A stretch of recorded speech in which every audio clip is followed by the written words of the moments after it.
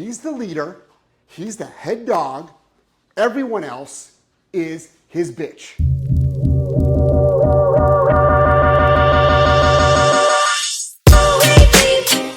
Hey everybody, Jeff Gelman of Solid Canine Training down here in beautiful Florida.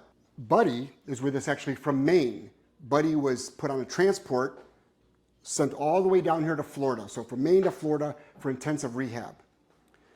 He's a good example of a dog I want to have a serious discussion with about the concept of dominance, the concept of leadership, the concept of household management.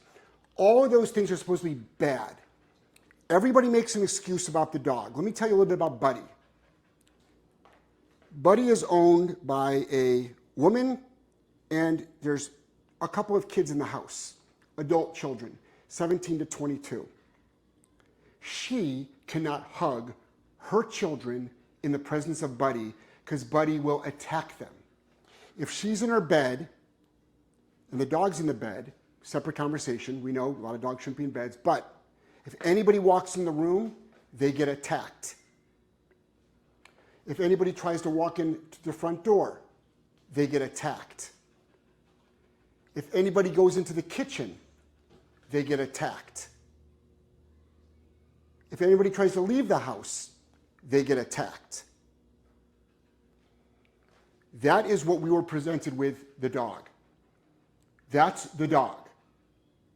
So you want an assessment? There's your assessment. Couple of things. Let's be real here.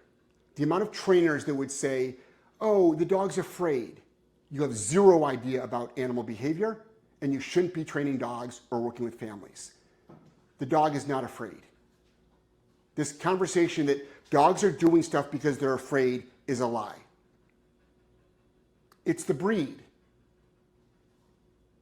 No breed is supposed to behave the way I just described. Why is Buddy doing these things? It's simple, actually. He's a very dominant dog. Why? This dog runs that house. He decides who comes in, who leaves, who gets around any resource. Humans are a resource, food is a resource. If we put food on the ground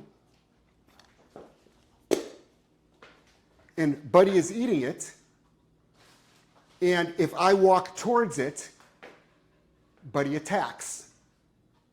Buddy's not afraid of me. That's not why he's attacking. Buddy's not attacking people because of fear. Enough already. He's attacking people because he runs the house. He's the leader. He's the head dog. Everyone else is his bitch. Bottom line, it's a really simple concept, guys. The problem is, I ain't going to be his bitch because he doesn't pay my bills. So I'll happily be his bitch.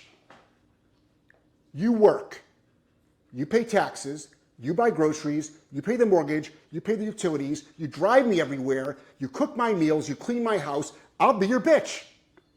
But until then, it's my rules. I can walk anywhere I want in my house. I can hug anyone I want in my house. I can invite anyone over I want in my house. Anyone can leave my house. I can walk up to any resource I want. And you don't have a say. Simple concepts. That's what it all boils down to. So the owner, who's already been down here for 3 days training, she came all the way down from Maine, down to Florida, 3 days of training. At the end of the boarding train, she's picking up her dog. Another 3 days of training with a fully rehabbed dog. She's learning what? Is she going to learn how to make him do a downstay? No. She's going to learn how to be a proper pack leader. Yep. She's going to learn how to dominate her dog. Yep. All bad words in this industry. Oh, she doesn't need to do that if she was had a better relationship with the dog. What is that supposed to look like exactly? What better relationship? Based on what? Love and affection? It doesn't work that way. unless she learns how to dominate her dog.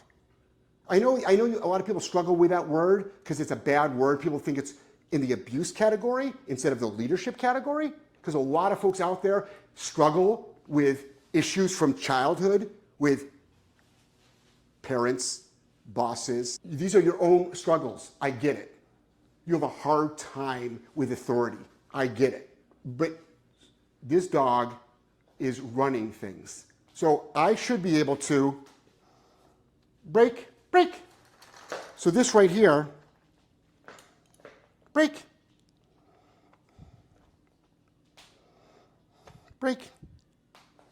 Good. I should be able to break. This would a typical example where he would attack his owners. So if I walk up, buddy, out. I'm walking up. I own this food. I own this food. Buddy, break. Let me just put this up here for a second. Joel, here. Come here. It made me nervous. I'm like, is he going to attack me? Out. I hug whoever I want to. Got it? Anybody can come into my space. Out means get out of here. And if you do that enough, all of a sudden it becomes default.